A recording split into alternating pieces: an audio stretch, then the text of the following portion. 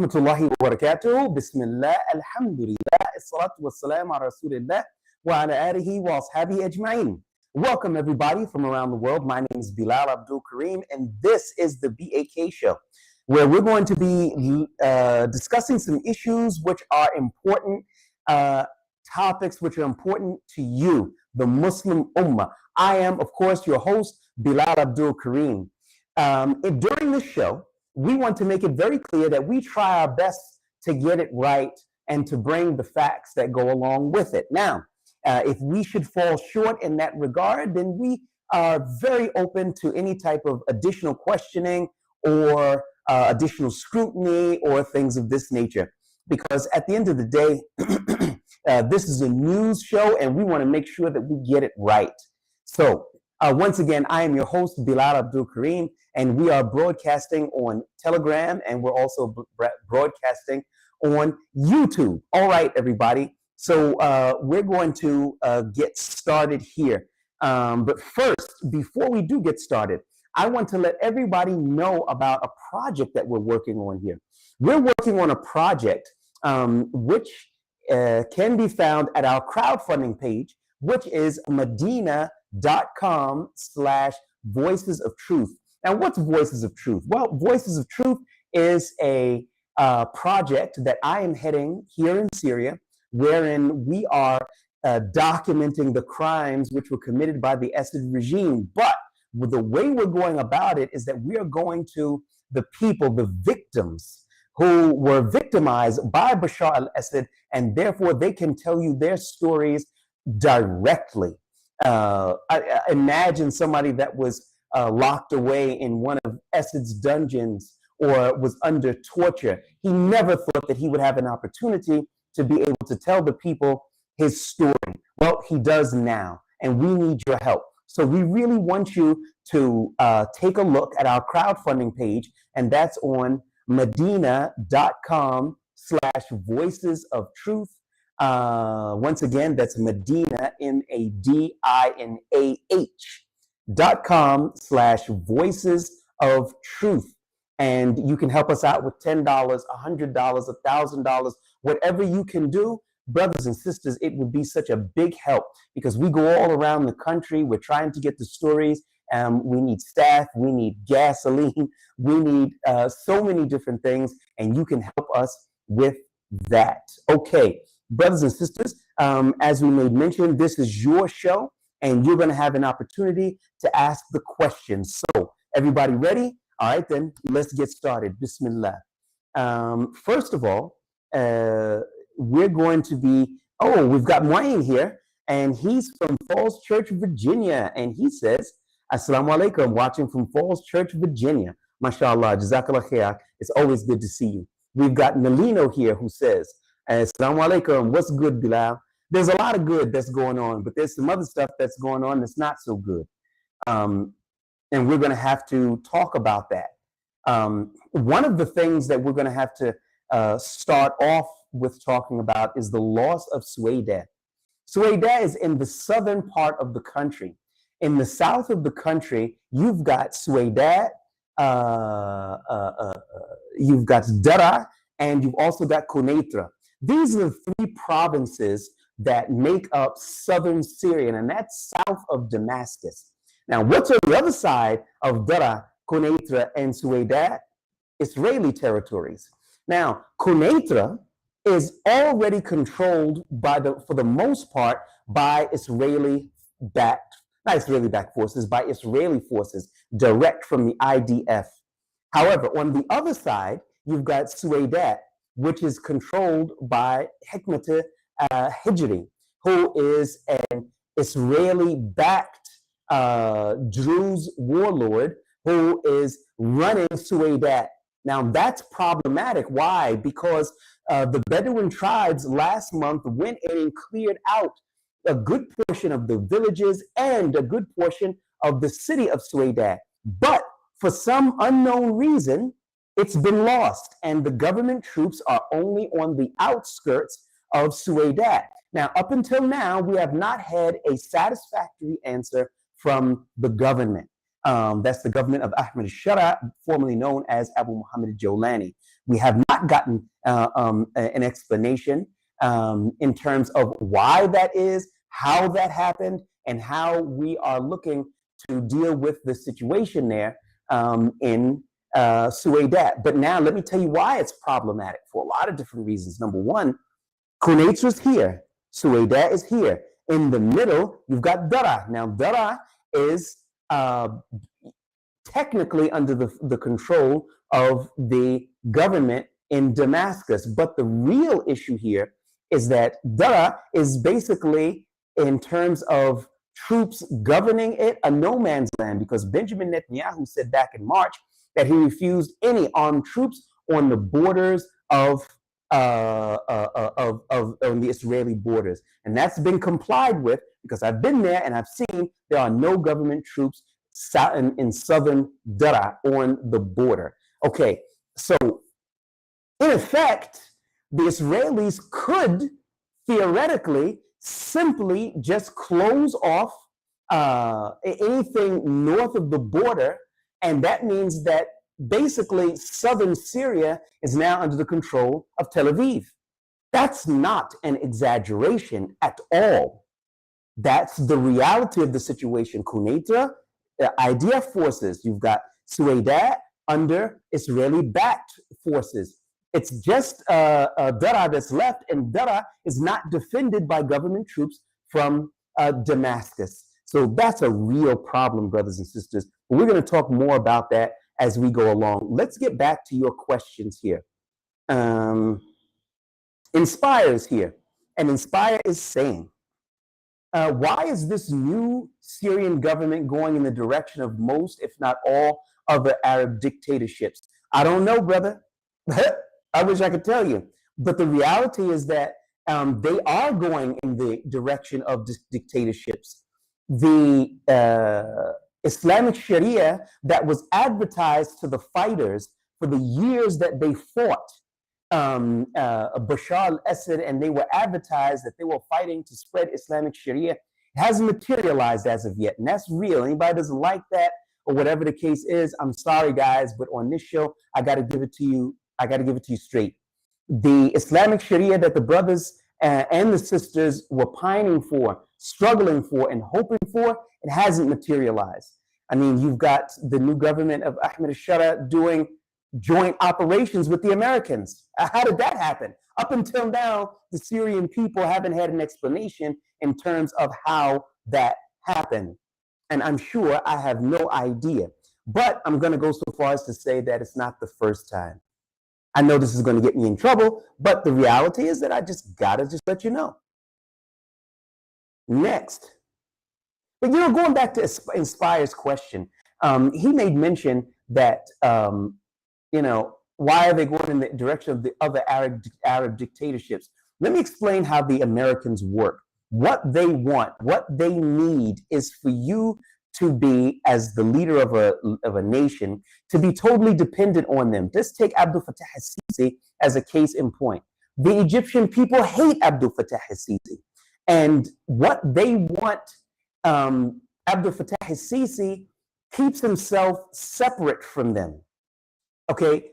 Because what they want and what the Americans, i.e., the Americans and Israel want, is not what the Muslim people of Egypt want. So the only way that the Americans can keep Cairo loyal is to keep them weak and dependent. And they're doing the exact same thing with Ahmed al-Shara, with the whole lifting of sanctions. But at the same time, they have charged 41% tariffs. They are the most tariff-hit country in the world. Remember, Donald Trump said that he's going to give Syria a chance to be great again? Well, it didn't happen with the tariffs. That part is for sure, because there's only I think Cambodia and Laos, if I'm correct, that are even in the ballpark of the 41% tariffs. So that's problematic again. But then again, from the time when Donald Trump announced that he was going to, lift the sanctions, the US dollar was trading at 9,500 Syrian pounds. Just a few days ago, it was trading at 10,250 pounds. In other words, it hasn't been any type of change. But that's the American model. They keep you dependent upon them, but the people actually don't see much benefit. And that's real. Okay, Zoran said, would you run for president or parliament when elections occur? Yes. Yes, I would. And I'll tell you why. Because number one, I believe that the Muhajireen have every right to this country as the others. Many of us have been here for 10, 12, 13 years, have fought and bled, and have family members who died during this conflict. And if there is a muhajir that could possibly bring some benefit to the Syrian people, then why not? Why shouldn't they run? Should they be allowed to run? I think that they should. And I think that those are waters that some of the muhajireen that are here should probably test. I think there's some really sharp muhajireen that are here. Some of them are very, very astute politically. And if I have something to contribute, then I would. If I don't have anything to contribute, but there's somebody out there who could contribute, whether he's a muhajir or he's an ansar, then I would be more than happy to support them. But what I sit here and say at this moment in time, that if I thought that I could fill a void that would be useful to the Syrian people, would I do it? Yeah, I would do it. Why not? This has been a 13-year project. Why should I stop now? If the people are not interested in what I have to offer, then hey, then that's fine. I don't mind that. But here's another little caveat here. The way that I am accustomed to doing or participating in some form of election would be different from some of the others. What I would want to do is to force the candidates to tell the Syrian people what their objectives are. What are they planning to do? Are you planning to just go to Damascus and you're one of the Majlis Shura? No, we want to know what your plan is for the Syrian people. And if I could do that, and I could do nothing more than to have the candidates to be honest and upfront with the Syrian people and tell them what they intend to do, I would consider, even if I didn't get one, well, I don't know, my wife should vote for me. That would be 3 votes. So I should get some votes. But, you know, if I didn't get more than 3 votes, I wouldn't be sad if it helped the Syrian people to usher in a new age of more transparent governing. Now, okay, Nick is here, and he says, unity is important. I'm going to unite the Muslim world. Can you be my media connection into Syria? How much would you charge? well, let's see. How much do I charge? You know, to be honest, if I could do a job and I could charge somebody, and y'all gonna laugh at this, but if anybody's coming from New York and you could stop by one of those Bronx pizza shops and bring me a pizza pie, go straight to the airport, take a direct flight to Damascus, let me know that you're coming, I'll meet you in the airport. I'll meet you in the airport. You see, you know, hey, look, man, if you're talking about uniting the Ummah, I come cheap. You know what I'm saying? One pizza pie with extra cheese, you know, but it's got to be made from Italian hands. You see what I'm saying? Some Italian hands. But hey, man, listen, if that's a project that you're working on and you think that it's something that I can do, then just let me know, and I'll be more than happy to help you out. Next item up for bids is by Blue Suspect, who says, Assalamu alaikum, brother. I've been waiting for this update. Yes, Blue Suspect is a tough customer, and we welcome his questions and his participation. Yeah, man. Jazakallah khair. Jazakallah khair. Next up, we've got We the Best 58. Okay. I'm sorry, I lost him. Okay. Assalamu alaikum wa rahmatullahi wa barakatuhu. May Allah bless you and your family, Habibi. Ameen. Wayat. Why Arab and Muslim countries are not speaking out about the little hats. The little hats. Now let me see. Okay, wait, hold on a second. Let me just, yeah, let's start that. Okay. Why they're not speaking out about about the little hats. I believe that he's speaking out about the Jewish state of Israel and why they're not speaking out against them. Brother, all right, let's get started here. The first issue is, who are you talking about? Are you talking about Egypt and Jordan? They're the neighbors that are right there near the Palestinian territories and the Israeli occupied territories.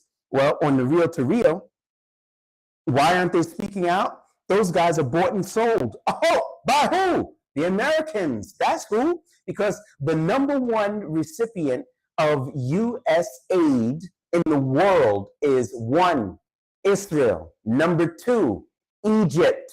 Number three, Jordan.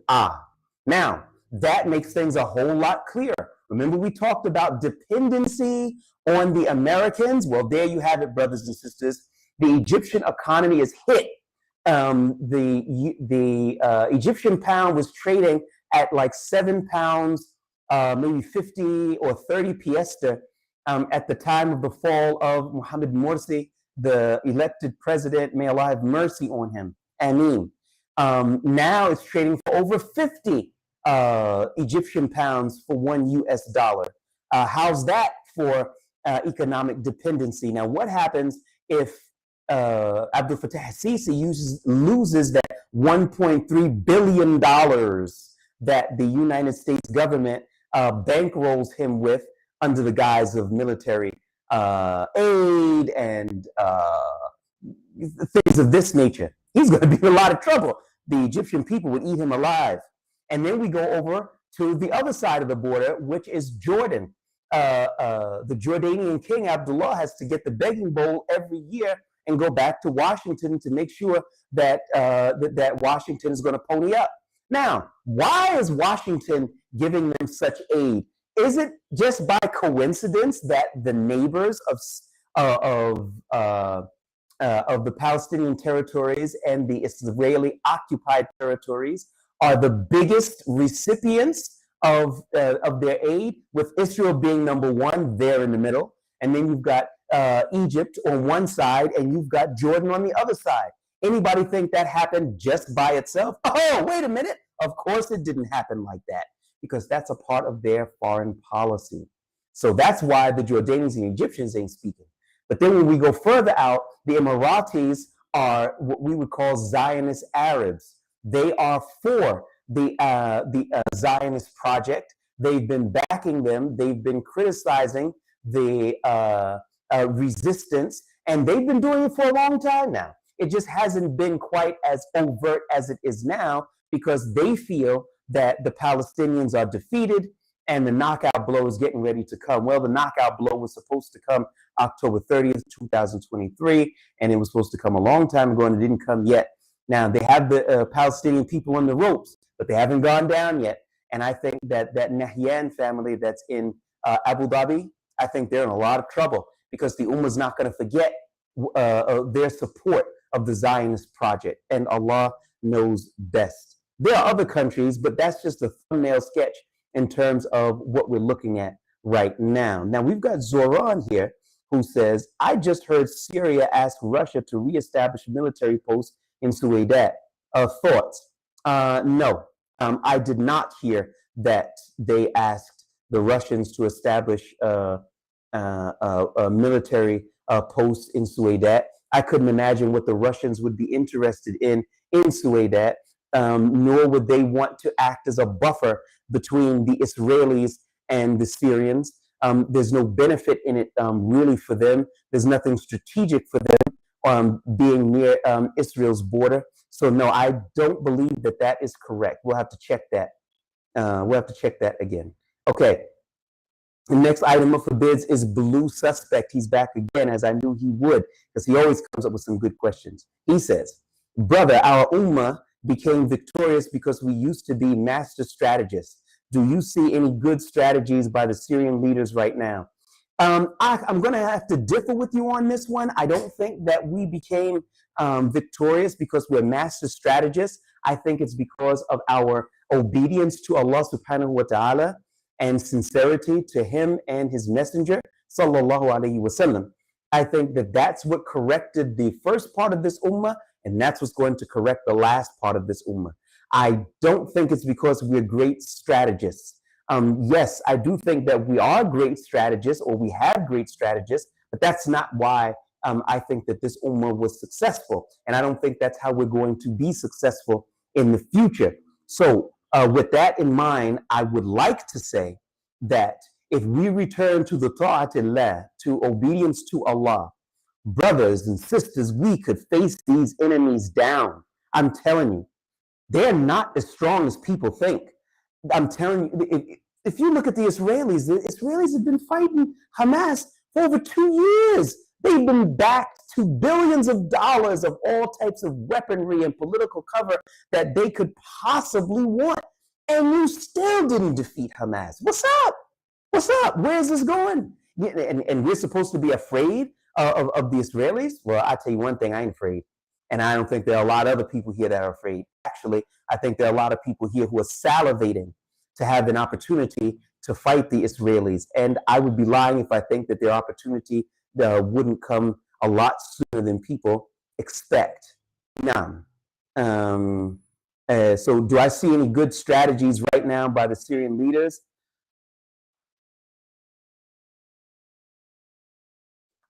We have Amina Jamila. She says, Assalamu alaikum wa rahmatullahi wa barakatuhu. Glasses, purple, yellow diamond. I think that's probably some emoji that's supposed to be there and all. Okay, wa alaikum salam wa rahmatullahi wa barakatuhu. Amina, we really appreciate your participation. Okay, we've got our man Matt Shed who's here. Assalamu alaikum, Bilal. Can you explain the tensions with PKK? What's the latest? Well, the PKK are hoping to get some Israeli backing if they haven't received it already.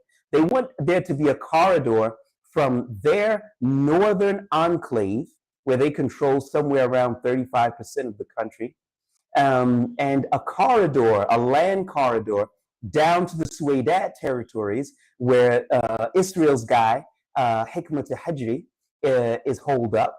That would create a direct link to the Israelis and military aid, financial aid, because if you can bring it in by land, that is significantly easier. But there's a big problem because the Turks ain't having it. Because the arch enemies of the Turks are the PKK, SDF, YPG forces.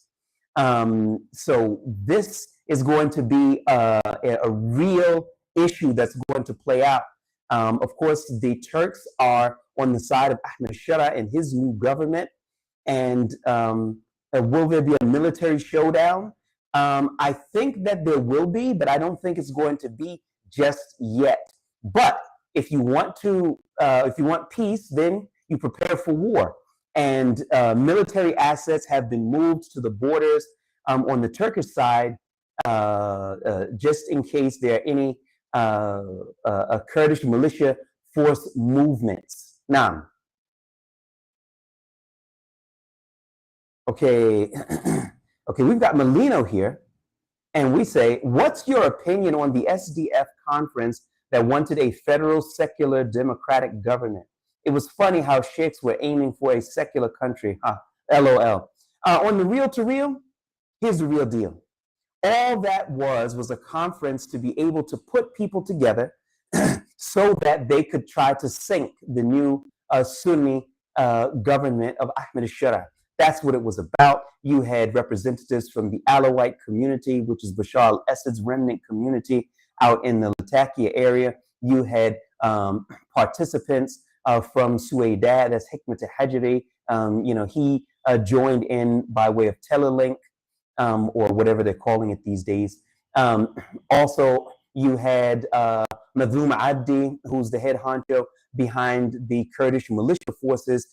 He also participated remotely. So you had a lot of those, a lot of the rejects that were a part of that conference.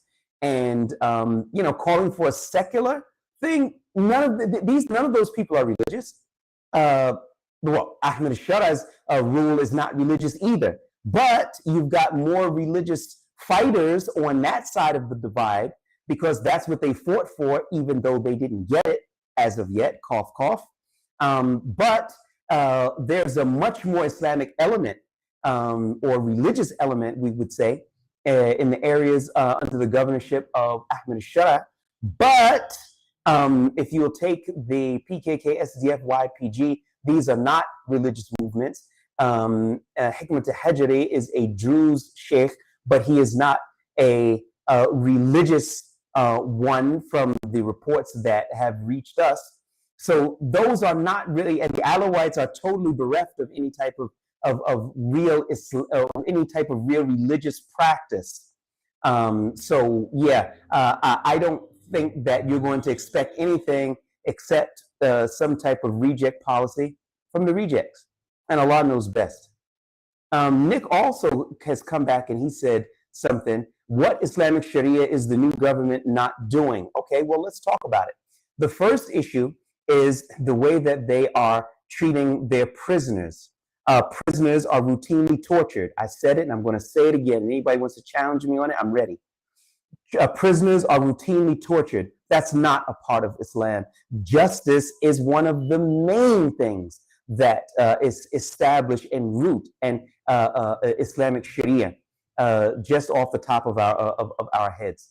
Another thing, pulling off joint operations with the kuffar, military operations. We're talking about the operation which was pulled off in Al-Bab, Syria, just about 3 weeks ago. It was a joint operation between the Americans and Ahmed Shara's security forces.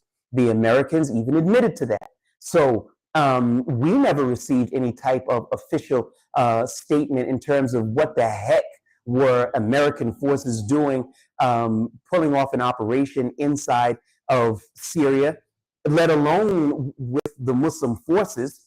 I mean, that's a real problem, guys. That ain't something that's small, because we were told by Ahmed Shara and Shaybani and all the rest of them that the Americans were kuffar and they were Rasul Kufr and the head of the snake and all this other stuff for years. But all of a sudden, once certain entities gained power, all of that seemed to have changed. I don't know what changed, but whatever changed, I'd like for them to tell me, because maybe I'll be with the movement.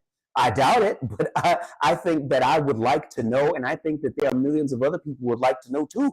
And I don't think that that's unreasonable to ask these questions. Maybe they do, I don't know. So working with the Americans against what they would call ISIS operatives, those who were killed during that operation. I had not heard of them before, but they may have been ISIS operatives. But if you ask many of the ulama, of the scholars, even those who consider them to be Khawarij, that does not mean that they're not Muslims. And if you're only going to go after 3 people and arrest several others, Ahmed Shara's boys could have done that. What were the Americans boarding here for? Up until now, I'm sure I have no idea. Now, when we're just taking it just from a judicial standpoint that there's no justice, or that justice is extremely limited, and then we jump over to working with the non-Muslims, bringing their military elements. They brought in helicopters, lowered their soldiers down by ropes to carry out operations. This, and I'm not a scholar, and I'm not saying that anybody is not Muslim. I'm not saying that. But many scholars would tell you that that violates your shahada. So, I mean, I think I could stop there, and I will stop here just for the sake of brevity. But those 2 things alone, those are major pillars of what this revolution was all about: Islam and justice. Oh, we got AG here in the house. He says, "Assalamu alaikum, brother Bilal. Wa alaikum salam wa rahmatullahi wa barakatuh." And somebody asks, "Are you in Syria?" Yes, I am. But there's another one. AG is here and says, "I saw a video of soldiers of Syria's new government killing physicians recently. Is this true? And can you give us some context of what happened?" No, I did not see a video of Ahmed Shara's forces killing physicians. I did not see that. If you could send it to me, the video, what you saw, I will try to verify it. And before our next broadcast, which will be in about 2 days, inshallah. So please do send it to us. Yeah, I would like to check that out. Okay, next. Some people believe the Syrian government has been a CIA asset for years. What are your views on that, especially in light of some events in the past? Brothers and sisters, I'm not going to tell you that they are a CIA asset. I'm not going to tell you that. You know why I'm not going to tell you that? Because I don't know that. But I can say one thing. They're doing things that make it really hard to defend against statements like this. When you bring in the U.S. military, well, what do you want your supporters to say? Oh, well, they were hanging out, and we just said, we're going to go on this raid. You want to come? Nah, brother, I don't think it's like that. And, and this is why I get in trouble. This is why they put me in prison and all the other stuff, because I tell the secrets. The reality of the situation is that when you brought them jokers, I'm talking about Ahmed Shara, the Americans in to carry out military operations here in Syria, you opened up a door that you should never have opened up. Not saying that door hasn't been opened before, but it hasn't been as overt and crystal clear as it has been this time. And I say again, if the Syrian government doesn't like that kind of talk, then they should legitimately address the concerns of the Syrian people and tell them what Tel Aviv's #1 backer and supporter and ally was doing, carrying out an operation in post-Assad Syria. We want to know.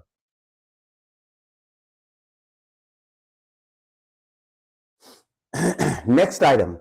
Why don't the scholars of Syria come together to write a constitution based upon Islam and demand it instead of having the president write a constitution that suits him? I don't know the answer to that question. I am going to be honest with you. I want to see more participation from the ulama, because without them, our enemies are going to sink us. Let me just put it to you straight. If the ulama here in Syria don't get more active, our enemies are going to sink us. And Allah knows best. I'm just giving it to you straight, brothers and sisters. All that we have is because the Arab presidents, the Israel's sons, it is through, sorry for my English. I think that they mean that all of the difficulties that we have is because of the Arab presidents and the Arab presidents and Israel. I don't agree. Allah says, verily, he does not change the condition of a people until they change themselves. All right, brothers and sisters, look, you know what I'm saying? We have a lot of people who are here in Syria and they're messing up. Salat time comes and goes, and some cats don't move. They smoking cigarettes in front of the masjid. Some of them are sipping tea like it ain't no big deal. And there's no real enforcement behind that. Now, are we doing the things that Allah loves? If we're not, then we really can't complain about some of our leaders, because they actually represent us. They're not really carrying out any real Islam, and we're not carrying out any real Islam. And that's as real as it gets, brothers and sisters. I'd like to blame blame everything on the Israelis and the Americans and the bad leadership. But the only way that you could even have a cat like Sisi and Abdullah from Jordan, the king, and Mohammed bin Zayed Nahyan is if the population isn't serious about Islam. And Allah knows best. We got Bone Guard Skull. Oh man, I'm worried about the question now with a name like that. Salam alaikum, Mr. Bilal. Wa alaikum salam. He's friendly. My question is, has Ahmed Shara continued to oppress people like they did with you in Talk Sharif? Has the government tried to silence journalists such as yourself? The first part of your question is, has they continued to oppress people like they did with you in Talk Sharif? Brother, I wish I could sit here and tell you that they weren't. But I'm going to try to help them out, and I'm going to tell you that they've had to employ all kinds of new people that unfortunately they don't know because they took over a large land expanse that nobody really saw coming. And so there are a lot of strange things that are going on, like torture of prisoners. But I can't just explain it away because these are things that I saw for years. And I can't say that this is new because it's not. So how much of it is because they had to bring in new people? How much of it is their standard policies that they just continued from the Idlib areas? Wallahi, I don't know. I don't know. I wish I did know. But on the real to real, I don't know. We had one young man who just came from Germany, whose name was Yusuf Labad. May Allah have mercy on him. He was arrested at the Umayyad Masjid in Damascus. He was put into prison, and he died with signs of torture on his body. And Anas Khattab, who is the interior minister, vowed that there's going to be an in-depth investigation in terms of what happened. But to be real with you, brothers and sisters, I wouldn't love you if I didn't give it to you straight. The reality of the situation is that this is not an isolated incident. We heard about it because he died. If he didn't die and he was just injured or he just got busted up in prison, we would have never heard about it because that's what happens here. I got to tell you. I can't not tell you.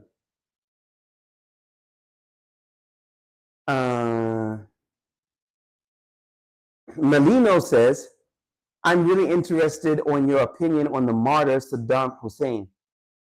I don't see how Saddam Hussein was a martyr.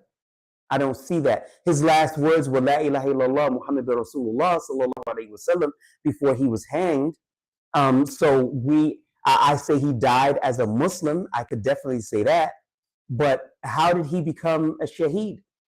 A shaheed is someone who worked to establish the law of Allah in the land. That didn't happen. Or someone who died of a stomach cancer, if I remember correctly, but that didn't happen. He wasn't protecting the country of Iraq from the Americans for Islamic reasons because he was the leader for many years and he wasn't implementing no Islam. So I couldn't tell you how you feel that he was a martyr. I'd be interested to hear your thoughts if you want to give it to us, and Allah knows best. All right, let's see if we can throw one or two more in here. Yes, before we do, brothers and sisters, let me please just ask you to check out our crowdfunding page at medina.com/voices of truth. We need your help. We're documenting the atrocities that were committed by the Assad regime, giving a voice to people who never thought that they would have a voice. Please, brothers and sisters, help us out. We really, really desperately need your help. If it's $10, $50, $100, whatever you can, I am heading this project, and please do help us out. Again, that's Medina with an H, MADINAH.com/voices of truth. Now, we need your help. Okay, let's take this last one or two, and we'll call it even.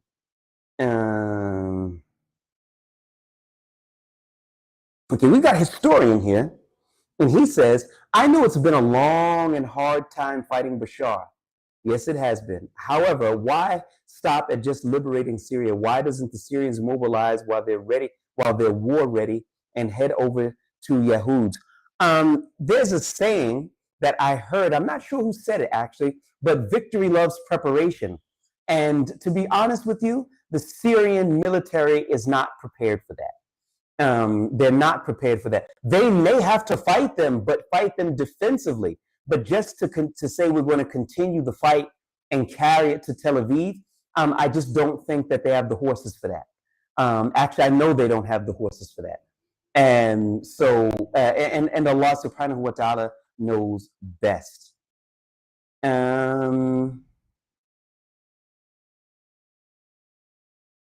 Okay, let's take one more.